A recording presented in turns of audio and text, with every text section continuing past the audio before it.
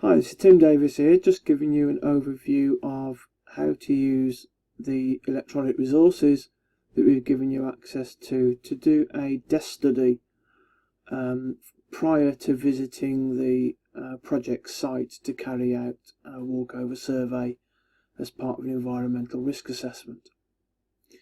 So all I've done is I've opened up within a web browser the three resources that I've given you links to on the 120CAB module web.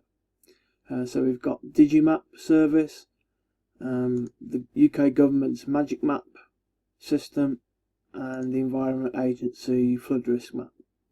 The Magic Map and the Environment Agency are free resources. Digimap is a paid service, so one of the things I need to do is log into that to access what we've got entitlement to through the university.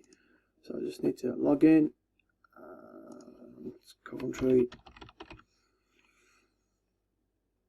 University, and then this is the standard login page through all of the library portals. So that's got my username and password on. Log in, and there you go, and you can see that we've got access to the Ordnance Survey maps and the historic maps as part of the Digimap service. So if we go into the Ordnance Survey, Rome is the one to go for, because I'm not interested in really doing the full CAD drawing of this, so I just want to look at them on the screen. So this loads in, and essentially I can just use my mouse and zoom into any part of the country and get Ordnance Survey maps of particular areas. So where are we? Worcester, Stratford, Warwick, and Coventry is going to be here. So our site is near the city centre, so zooming a little bit more. And here we go, this area here is the Charterhouse Fields, where we've got the remains of the Priory. So what I can do is I can zoom in here, and it'll give me slightly different types of maps depending on the scale. Basically I get access to all of the Ordnance Survey maps. So what you could do here, for example, is you can change the sort of information and how the map looks depending on what you want to show.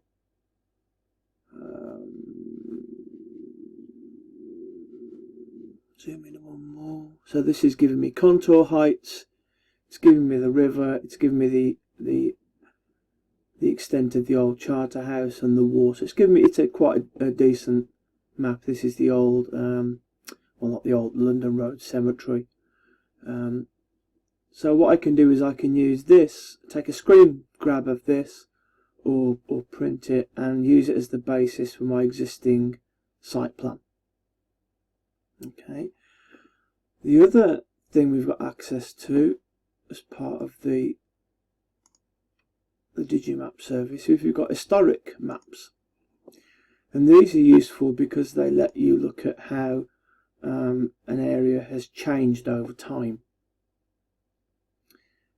So you can see here what's changes now is we've now got time period across the top.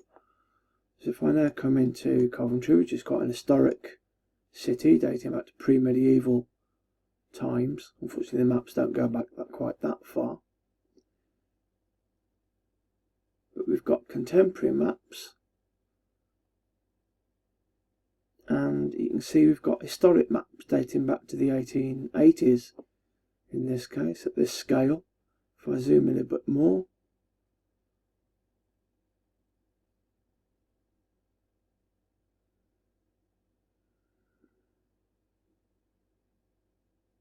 so see, try and get my bearings on this.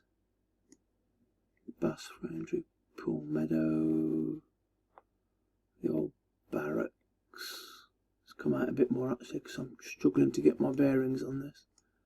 So of course this is just see the early days of the ring road going, or what subsequently became the ring road.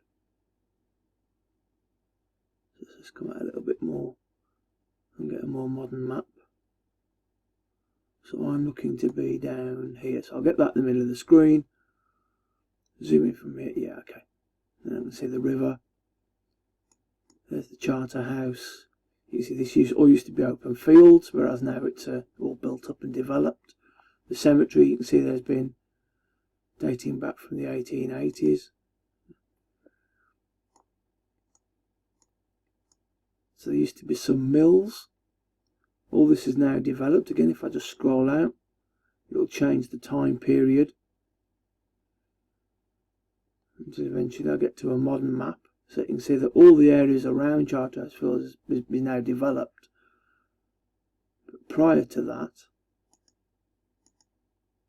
if I go to the 1890s, for example, it's all open fields around here. Okay. Oops. Going in a little bit too close. So I could basically change the time period and look historically over time how the area has changed. So you can see that in the 1910s, for example, there was a big engineering works here. Selson Engineering Works to the north of our site. Okay, so essentially you can look at the historic maps, see what's changed and how the land has been developed, and what that may give you is an indication about as far back as you can go, that there may have been where we've been building over some older structures, and what this does is highlight potential areas of archaeological interest, and if we can identify those as part of the desk study, that all the environmental risk assessment is about is identifying potential risks that could impact the project and also how the project could impact on the local environment. So looking back historically to identify possible archaeological points of interest within the site boundaries is a good thing to do, as I've showed you in the lecture. Okay, so that's the Digimap service in the ancient Rome. The magic map is really about areas of different categories of vegetation and areas and habitats and areas for protected species. So you can access, if I just zoom in to get roughly Coventry in the middle. Okay, so it's as my network catches up. So its basics is a ordnance survey map again. We have various categories that you can select on the left hand side. So if we can just click on the positive button and expand them. So for example, land-based designations, historic statutory designations will be, for example, areas of outstanding natural beauty. So you can see if I click on that, that puts an overlay on top of the map and shows me areas which have that statutory, i.e. legal definition. So if our project was actually being built within this area around Cheltenham and Stow-on-the-Wold in the Cotswolds, that may have some implications for us on getting planning permission, depending on what we were trying to build. Yeah, Coventry, not areas of outstanding natural beauty. It's not the countryside. So areas that we want to see whether there's any nature reserves, unlikely to be in Coventry. There's a few points of interest here you can see, but nothing again in our area that's of interest to us. National nature reserves, I've just done that one. So Ramsar sites are again mind blank. What are Ramsar sites again? Don't think we need them. Sites of special scientific interest. These are protected sites, usually connected with nesting birds, things like this. So again, if we've got we've got a few in Coventry.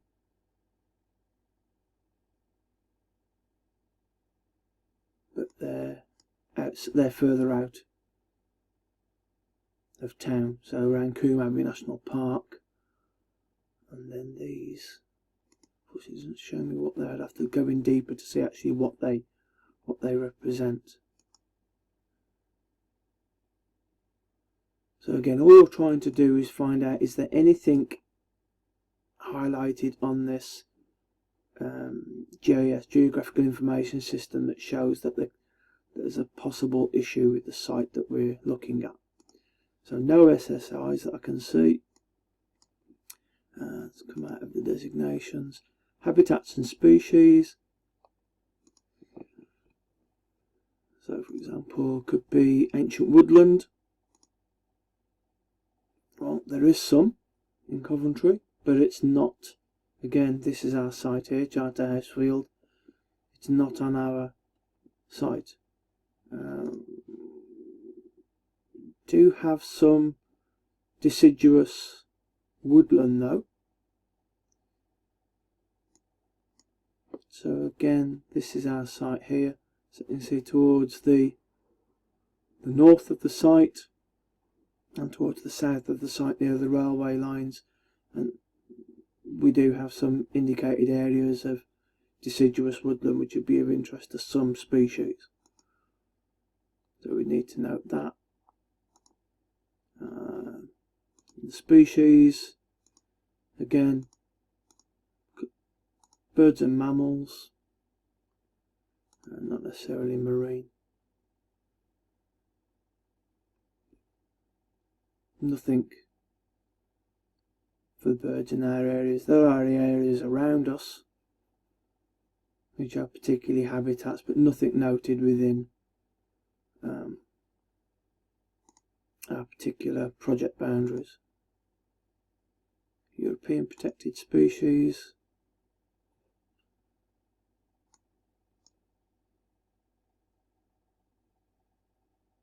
No, nothing that I can see. So we've got some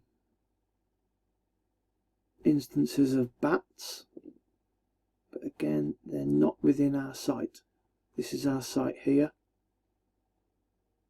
and the nesting bats are known at nesting bat sites, bear in mind, and not within our site. One quite close actually towards the engineering and computing building, which is about here.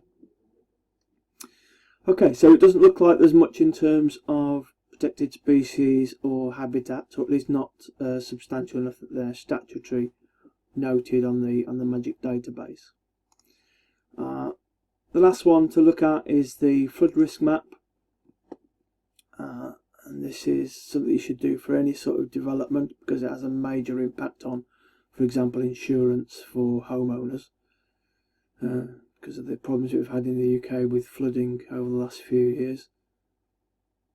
So again, I'm just zooming in. The network can cope.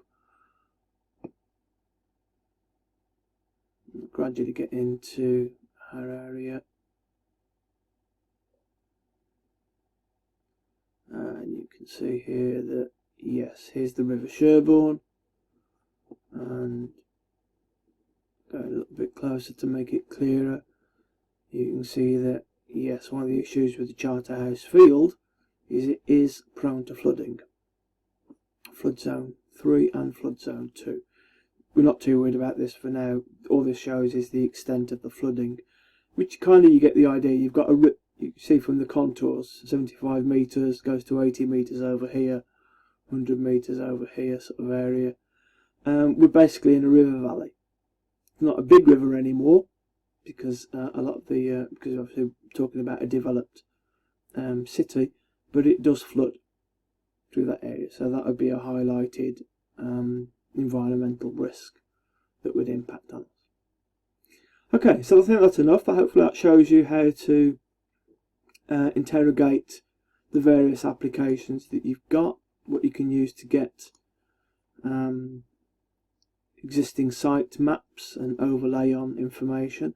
Just bear in mind that this is just a desk study. The more information you can get from a desk study, the more it will focus your time when you're actually on the site, and make sure you look for the things that you need to. Okay. Yeah, I think that's enough. So, hope you found that useful. Cheers, bye for now.